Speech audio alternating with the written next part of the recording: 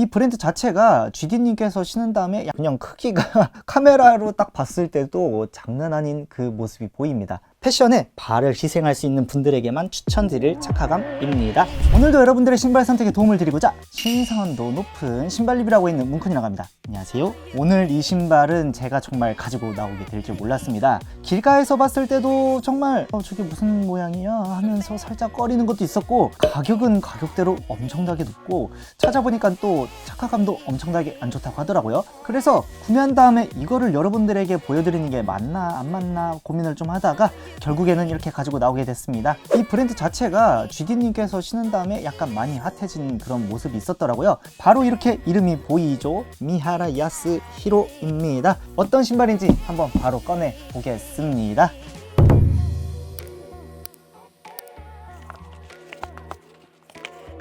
바로 이 신발입니다. 메종 미하라 야스히로의 블레이키 푸퍼 오지솔 레더 로우탑 스니커즈입니다.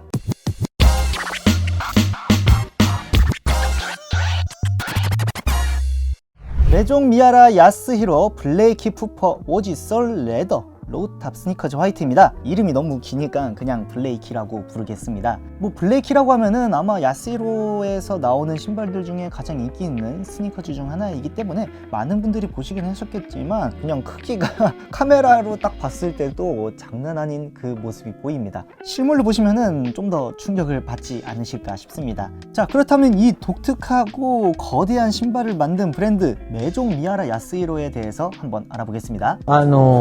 人々がこう感じてるいわゆる概念っていうか固定概念っていうものがあって、それをこう変化させることがやっぱりある意味好きなんですよね。 일본의 디자이너인 미하라 야스히로, 그의 이름을 그대로 써서 1997년 미하라 야스히로가 설립되었습니다. 해체주의, 재건축, 재설계적인 디자인 철학과 전통적인 패션 요소와 현대적인 감각을 결합해 유니크한 스타일을 선보이며 신발 브랜드로 시작하였으나 이후 패션까지 영역을 넓힌 글로벌 하이엔드 패션 브랜드로 자리를 잡았습니다. 미하라 야스히로라고 하면 오지솔, 그러니까 오리지널 솔이 야스히로를 대표하는 가장 아이코닉한 모델 라인이죠. 기존의 것과 야스히로만의 유니크함을 합쳤기에 우리가 알고 있는 많은 유명 브랜드들의 유명한 신발들의 모습, 쉐입을 볼 수 있습니다. 아무튼 그런 오지솔 중에 이 모델 같은 경우에는 거의 가장 인기 있는 모델 중에 하나이지 않을까 싶습니다. 그렇다면 디테일로 넘어가 보겠습니다. 바깥쪽 옆모습,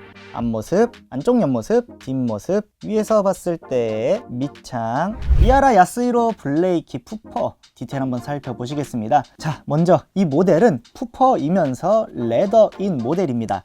인기 많은 캔버스 모델과는 다르게 가죽이면서 혀가 아주 빵빵하죠. 확실히 캔버스 모델보다 훨씬 크게 느껴집니다. 아디다스 슈퍼스타를 오마주한 모습이기에 앞코부터 중창까지 아주 울퉁불퉁 어글리하면서 벌키한 느낌을 가지고 있는 중창을 가지고 있습니다. 끝마저도 거대한 모습으로 되어 있기에 전반적인 디자인 자체가 마치 만화, 카툰 그런 곳에서 튀어나온 듯한 느낌을 받기도 하네요.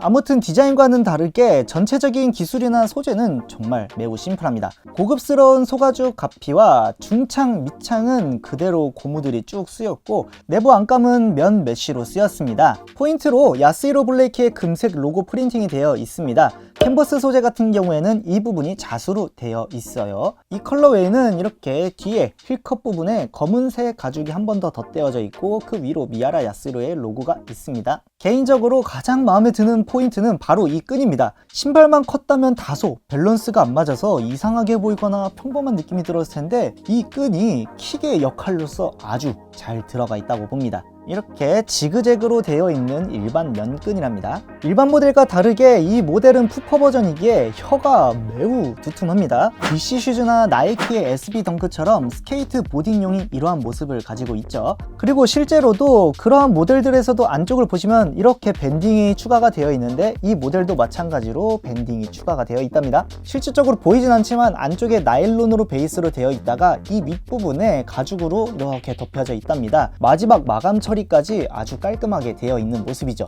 그리고 그 위로는 미하라 야스히로의 로고 탭이 이렇게 접합이 되어 있답니다. 혀는 여기서부터 여기까지 쿠션이 아주 빵빵하게 다 들어가 있는 것을 느낄 수 있었습니다. 입구 쪽에 꽤 두툼한 패딩이 들어가 있으면서 안감으로는 이렇게 면 메쉬가 쭉 쓰였습니다.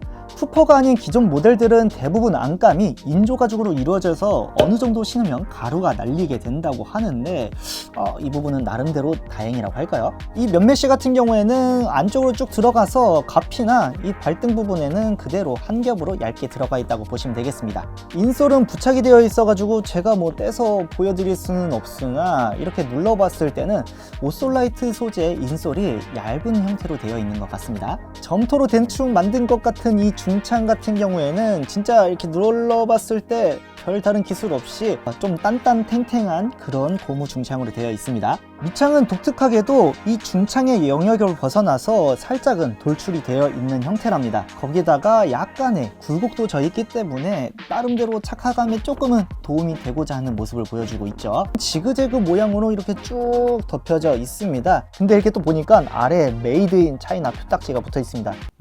이 비싼 신발이 결국 전체적으로 봤을 때는 본드 자국도 없고 뭐 이렇게 박음질했던 실밥들이나 이런 게 튀어나온 것도 없어 보여가지고 아주 비싼 가격에 맞는 퀄리티를 보여주고 있어요. 실질적으로 신었을 때 뒷발에서의 높이는 대략 3.3cm가 나오고요. 앞발에서는 3cm로 힐드랍이 많이 들어가 있는 편은 아닙니다. 거의 뭐 그냥 평평하다 수준이죠. 무게는 거대한 모습에 밖에 정말 무거운 무게를 가지고 있습니다.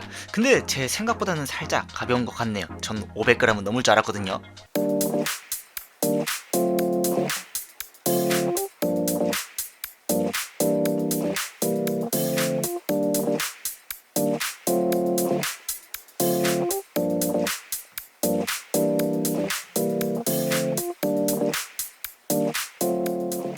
미야라 야스히로 블레이키의 착화감 말씀드리겠습니다. 이건 진짜 바로 말씀드릴 수 있습니다. 착화감은 기대하지 마세요. 그래야 조금이라도 이 신발을 직접 실착하셨을 때 조금은 긍정적으로 볼 수 있지 않을까 싶습니다. 일단 제가 가지고 나온 모델이 푸퍼 모델이기에 기존 얇은 혀를 가진 것들과는 살짝 다르다는 것 먼저 참고하세요. 딱 신었을 때 생각보다는 괜찮아요. 가피로는 탄탄한 편이라 다소 안 좋을 수도 있으나 발등에 빵빵한 혀와 입구 부분에 발을 안락하게 잡아주는 이 쿠션들이 있기 때문에 생각보다 나쁘지 않습니다. 발가락 쪽 영역이 저한테는 적당히 널널해서 쾌적은 합니다만 발가 닿는 내부 바닥 부분은 아치의 굴곡이 크게 있지 않은 편이라 평평하다 느껴지며 인솔도 두꺼운 편이 아니라서 그냥 이 신발을 신었다 정도 느낌에서 끝납니다. 그래도 이 발바닥이 피터슨보다는 어느 정도 잡혀 있다고는 하더라고요.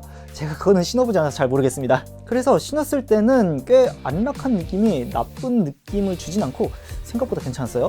근데 이게 활동을 하는 순간 많이 나빠집니다. 중창 밑창은 매우 단단해서 평면을 유지하는 힘이 강한 와중에 이 뒤꿈치 힐컵 부분은 굴곡이 거의 없는 일직선입니다. 그래서 어중간하게 끈을 묶으면 헐렁헐렁한 힐 슬립을 경험할 수 있을 텐데 그래서 끈을 꽉 묶어가지고 이거를 최대한 없애고 싶지만 생각보다 까다로울 겁니다. 왜냐면 이게 혀가 엄청 빵빵하잖아요. 그래가지고 저 같은 경우에는 신발을 벗고 난 후에 과하다 싶을 정도로 꽉 묶었습니다. 그래서 아마 주걱 없이 신는다면은 이 메쉬가 금방 해지지 않을까 싶어요. 아무튼 쿠셔닝이 없이 단단한 바닥에 단단한 창을 가지고 있어서 발에 제법 힘이 많이 필요합니다.